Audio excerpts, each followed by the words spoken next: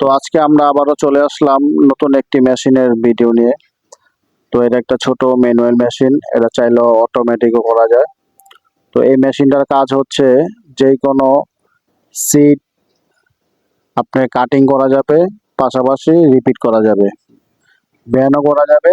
এই ছোট মেশিনগুলো চায়না, ইন্ডিয়ায় অ্যাভেলেবেল পাওয়া যায়।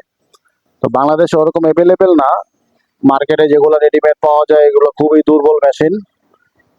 তো এই পিনিয়ামগুলো স্টিলের পিনিয়াম, প্রত্যেকটা পার্টস খুবই নিখুঁত এবং টেকসই। যদি কারো এরকম মেশিন প্রয়োজন হয় অথবা যে কোনো মেটাল জাতীয় মেশিন প্রয়োজন হয় আমাদের পেজে যোগাযোগ করবেন। তো আমরা সর্বোচ্চ দিয়ে সবসময় সবকিছু নিয়ে প্রস্তুত থাকি আপনাদের যে কোনো মেশিন বানানোর জন্য। ধন্যবাদ সবাইকে ভিডিওটি দেখার জন্য।